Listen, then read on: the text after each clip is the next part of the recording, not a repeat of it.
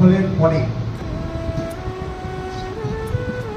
আমরা স্বাধীনতার জন্য উদ্গ্রীব হয়ে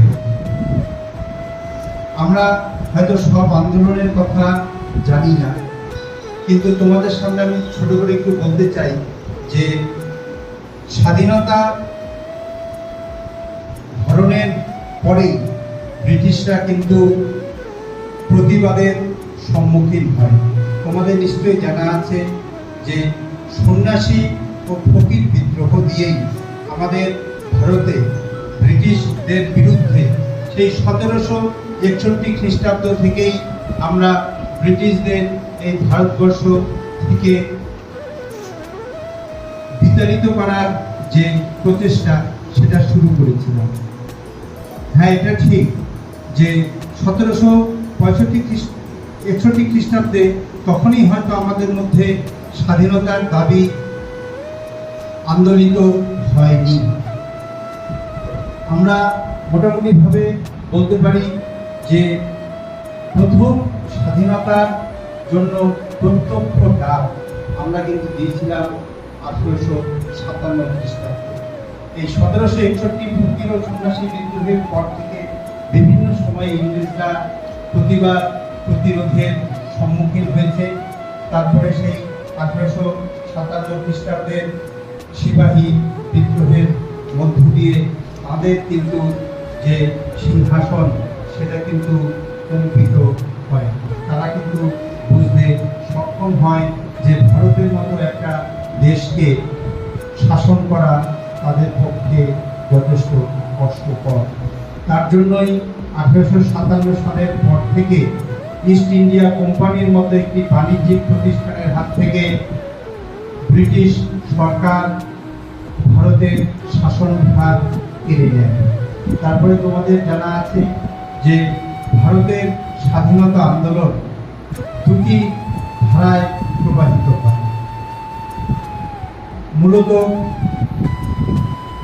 জাতীয় কংগ্রেস এর নেতৃত্বে আমরা জানি যে অহিংস বা আমাদের যে আপোষমূলক একটা সংগ্রাম শুরু হয়। তোমরা জানো 1887 থেকে 1905 পর্যন্ত জাতীয় কংগ্রেসের যে আবেদন নিবেদনমূলক নীতি, তারপরে শুরু হয় আবেদন নিবেদন নীতি ব্যর্থতায় পর্যবসিত হবার পর প্রতিবাদ প্রতিরোধ। 1905 খ্রিস্টাব্দে বঙ্গভঙ্গ আন্দোলনের মধ্য দিয়ে শুরু হয়। বিপ্লবীদের স্মরণ করেই আমি আজকে আমার গান শুরু করছি। গানটা খুব পরিচিত গান, তো যারা যারা পারবে আমার সাথে গলা মেলানোর চেষ্টা করবে।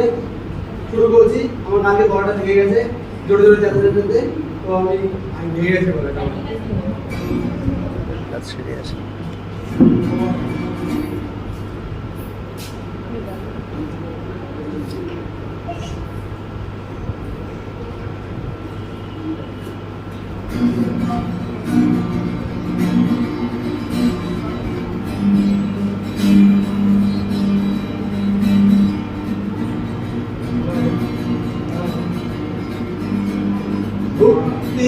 মন্দির সকাল তলে কত কাল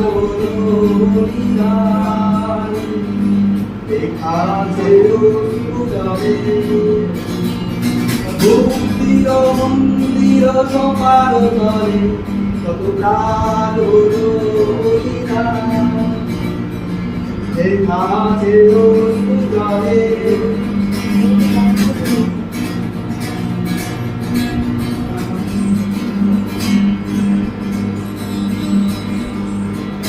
কত বিপ্লবী বন্ধুর রক্তে রাঙা বন্দি সারার ওই শিকল ভাঙা।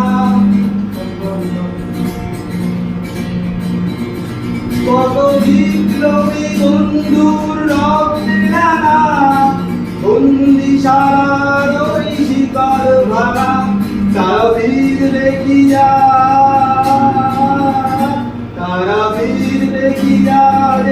সুপ্রভাতে যত তরুণ আজে অবস্থা চলে।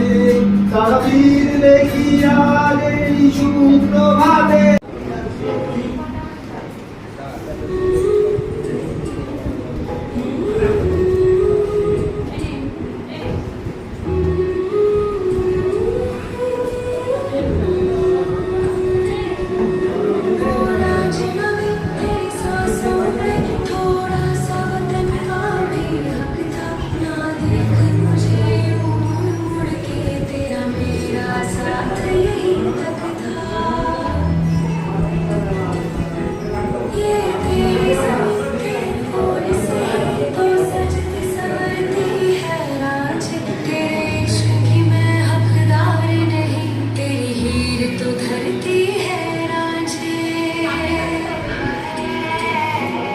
तेरी मिट्टी